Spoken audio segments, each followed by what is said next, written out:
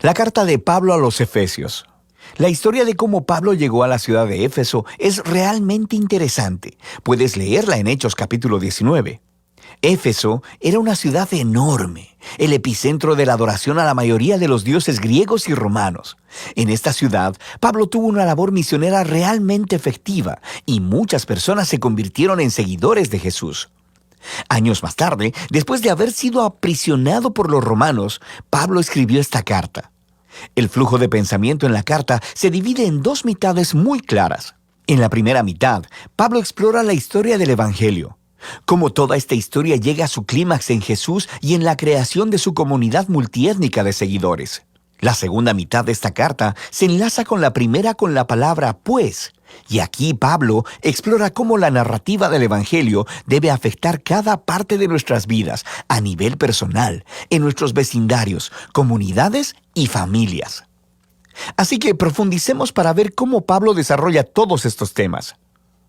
El capítulo 1 se inicia como un hermoso poema al estilo judío, donde Pablo alaba a Dios Padre por las cosas asombrosas que ha hecho en Cristo Jesús.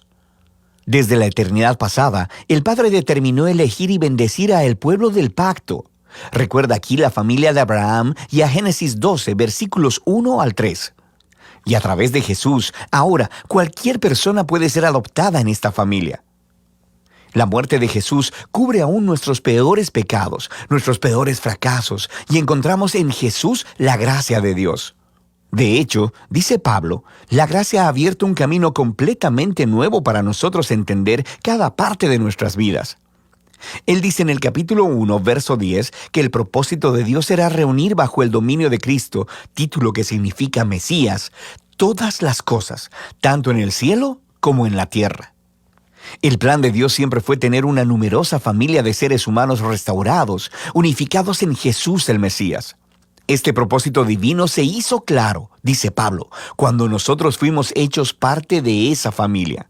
Y aquí él se refiere a los judíos étnicos de la familia de Abraham, pero luego Pablo habla de cómo ustedes, refiriéndose aquí a los no judíos, escucharon acerca de Jesús, de la salvación a través de él, y fueron hechos parte de esta familia por la obra del Espíritu Santo.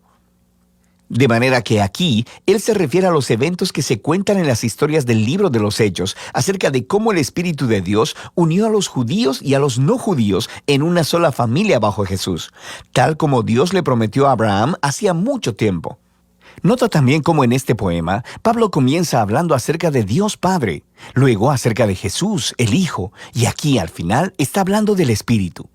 Las tres personas de la Trinidad trabajan juntas. Es realmente genial cómo Pablo narra el contenido del Evangelio. Después del poema, Pablo responde con una oración. Él ora para que estos seguidores de Jesús no solo conozcan cosas del Evangelio, sino que experimenten su poder de manera personal, para que sean vitalizados por ese mismo poder que levantó a Jesús de los muertos y que lo colocó como la cabeza exaltada de todo el universo. Ahora, en el capítulo 2, Pablo regresa y desarrolla algunas de las ideas principales del poema en el capítulo 1, especialmente acerca de la gracia de Dios y de esta nueva familia multiétnica de Jesús. Él comienza contando de nuevo la historia de cómo estos cristianos no judíos conocieron a Jesús. Antes de escuchar sobre Jesús, estaban físicamente vivos, pero espiritualmente muertos. Estaban atrapados en una vida sin propósito, de egoísmo y de pecado, y además estaban engañados por las oscuras fuerzas espirituales del mal. Pero asombrosamente, Dios en su gran amor y misericordia los salvó, perdonó todos sus pecados y sus vidas a la vida resucitada de Jesús y trayéndolos así también a la vida. Así que ahora, habiendo sido creados como nuevos seres humanos a través de Jesús, ellos tienen el gozo de descubrir toda la dimensión de su nuevo llamado, propósito y de las obras que Dios ha preparado para ellos. A ellos no solo les ha sido mostrada la gracia de Dios, sino que también han sido invitados a formar parte de una nueva familia. Antes de escuchar sobre Jesús, estas personas no judías no solo estaban apartadas de Dios, sino también estaban apartadas de su pueblo del pacto, la familia de Abraham. Y por una razón realmente práctica, los mandamientos del pacto del Sinaí formaban una especie de frontera alrededor de la familia del pacto. Eran como una barrera que mantenía alejadas a la mayoría de las personas no judías. Pero en Jesús, las leyes de la Torá han sido cumplidas y la barrera ha sido removida. Los dos grupos étnicos se han convertido, como dice Pablo, en una nueva humanidad unificada y que pueden vivir juntos y en paz. Así que Pablo continúa en el capítulo 3 maravillándose en el rol especial que pudo desempeñar para esparcir estas buenas nuevas a las personas no judías. Y aunque él está en prisión, le da gracias a Dios por la oportunidad que ha tenido de ver un gran crecimiento de la familia del pacto. Así que Pablo cierra la primera mitad de la carta con otra oración. Esta vez, él ora para que los seguidores de Jesús sean fortalecidos por el Espíritu de Dios, para simplemente comprender y conocer el amor que Cristo tiene por su pueblo. La segunda mitad de la carta comienza con Pablo cambiando la marcha y empieza a retar al lector a que responda a la narrativa del Evangelio en la manera en que vive su vida. Así que empieza el capítulo 4 simplemente con la vida diaria de la iglesia. La iglesia es una gran familia, con toda clase de gente diferente, pero él enfatiza que todos ellos son uno, y uno es una palabra clave en este capítulo. Ellos son un cuerpo que está unificado por un espíritu, tienen un Señor, una fe, un bautismo y creen en el mismo Dios. Esta es mucha unidad. Sin embargo, dice Pablo, unidad no es lo mismo que uniformidad.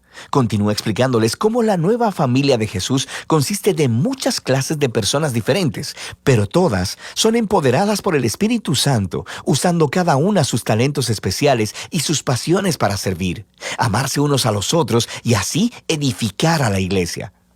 Y aquí, él usa dos metáforas realmente geniales. Una es la de edificar la iglesia como a un nuevo templo, y la segunda, que todos los miembros se están convirtiendo en una nueva humanidad con Jesús como su cabeza. Y esta nueva humanidad es una metáfora que él seguirá desarrollando en los siguientes capítulos. Pablo reta a cada cristiano a despojarse de su vieja humanidad, como si fuera una ropa vieja, y vestirse de la nueva humanidad en la cual la imagen de Dios está siendo restaurada. Y luego, él continúa con una larga sección donde compara la nueva y la vieja humanidad. Así que, en lugar de mentir, los nuevos humanos dicen la verdad. En lugar de guardar el enojo, resuelven pacíficamente sus conflictos.